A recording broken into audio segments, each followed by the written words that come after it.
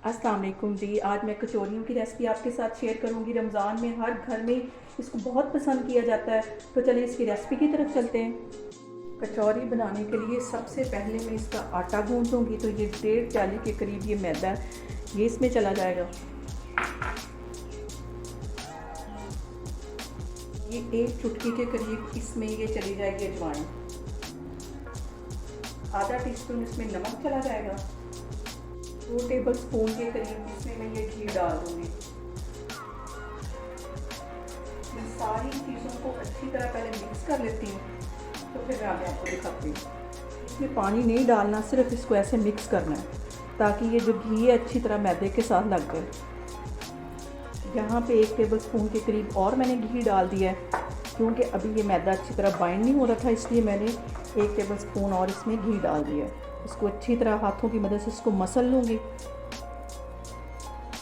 और इतनी देर इसको मसलना है कि जैसे ये मैदा जो है वो बाइंड हो जाए ऐसे।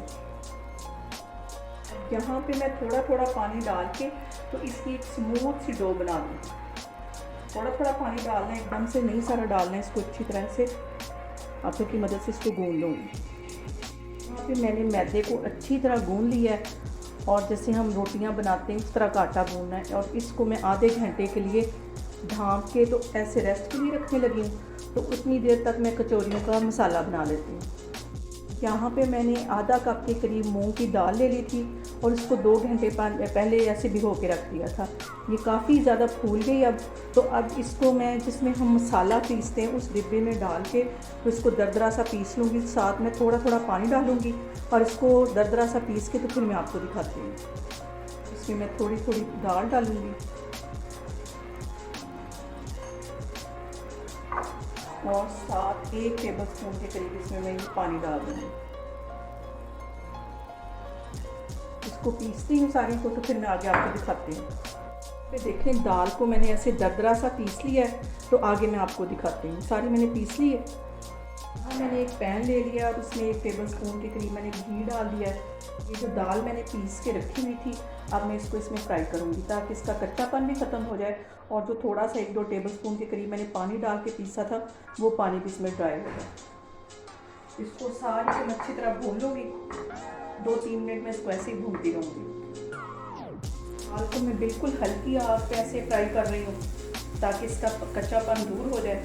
तो 2 मिनट बाद में इसमें फिर सारे मसाले डाल के इसको 2-3 मिनट के लिए मैं मज़ीद ऐसे ही भूनती हूँ हल्की आग पे। मैं इसमें मसाले ऐड करती हूँ। आधा टीस्पून के करीब ये नमक है और आधा ही टीस्पून इसमें ये मैं हल्दी डाल दूँगी। आधा ही टीस्पून इसमें मैं ये कुटी हुई रेड मिर्च डाल दूँगी।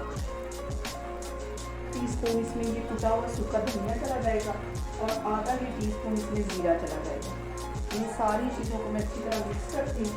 यहाँ पे मैं 2 से 3 टेबल स्पून के करीब ये पानी डाल दूँगी ताकि ये मसाले अच्छी तरह इसके साथ पक जाएँ।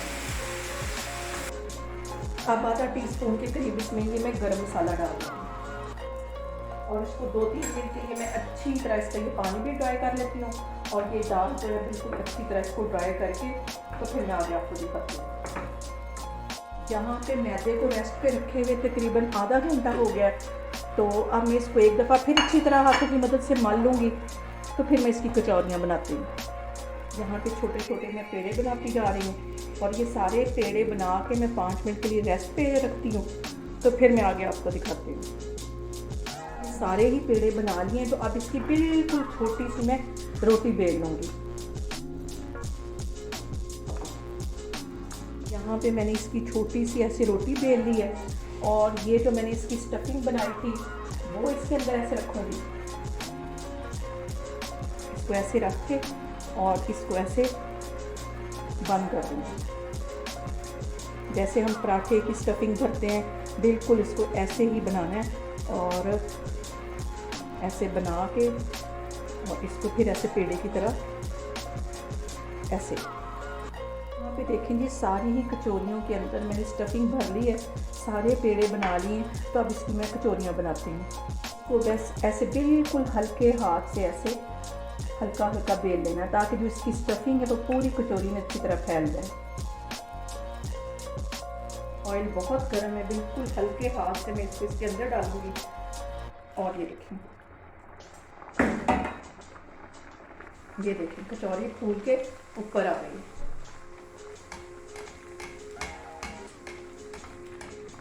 इसे ज़्यादा से ज़्यादा 2 मिनट ही लगेंगे तो ये अच्छी तरह ये देखें ब्राउन हो जाएगी।